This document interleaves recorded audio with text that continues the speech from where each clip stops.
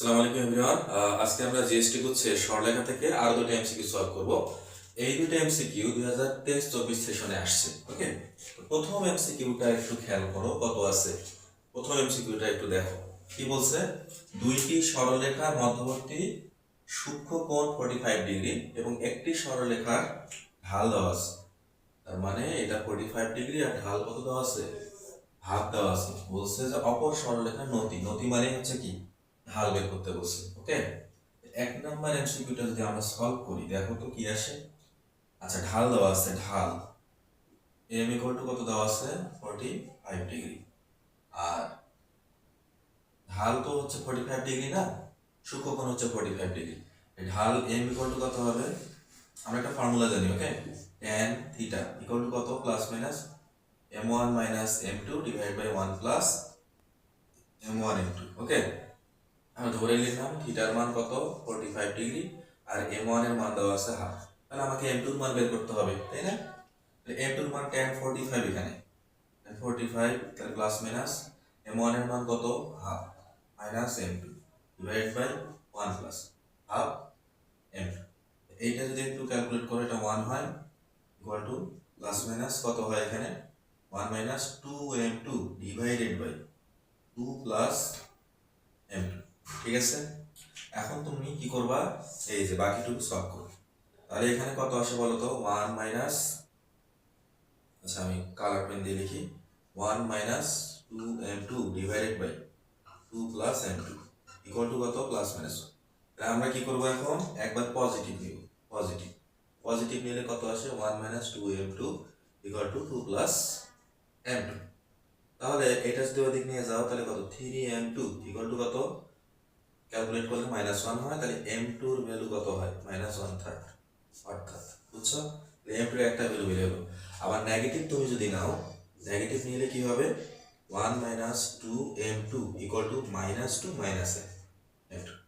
তাহলে এটা যদি এইদিক নিয়ে আসো বা মাইনাস, এই যে -2টা এদিকে নিয়ে আসলে 3 হয়, আর 2m2টা যদি ওইদিকে নিয়ে যাও 2m2 মাইনাস m2, অর্থাৎ m2 এর ভ্যালু তুমি পাচ্ছ কত, 3।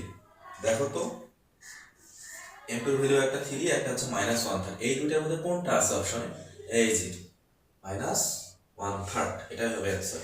বুঝতে পারছি? তাহলে এই টাইপের এমসিকিউ কি পারা যাবে? অবশ্যই পারা যাবে, আমরা এটা বুঝছি। এরপরে আমরা 2 নাম্বার এমসিকিউটা সলভ করব। 2 নাম্বার এমসিকিউটা কি বলছে দেখো, 3x 4y।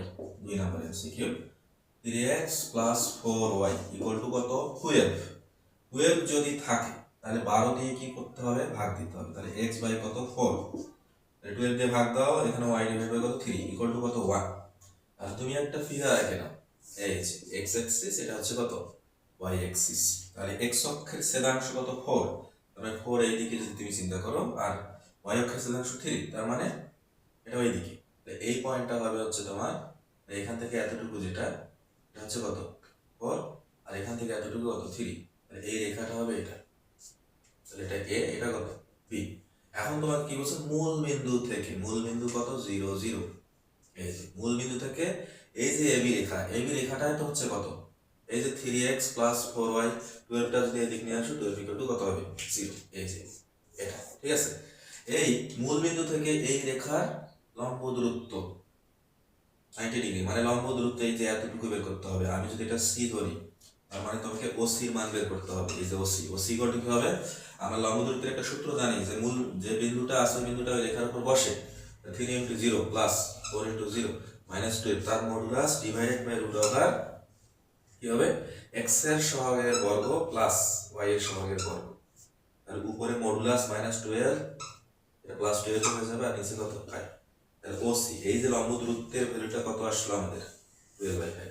দেখো তো 12/5 কত নম্বর অপশনে আছে, এই যে এ নাম্বার অপশনে। এটাই হবে আমাদের নির্ণয় অ্যান্সার। বুঝতে পারছি? তাহলে 2023-24 সেশনে এই দুটো এমসিকিউ আসছিল। আমরা আশা করি এই দুটো এমসিকিউ বুঝতে পারছি ইজিলি। ওকে, ধন্যবাদ সবাইকে।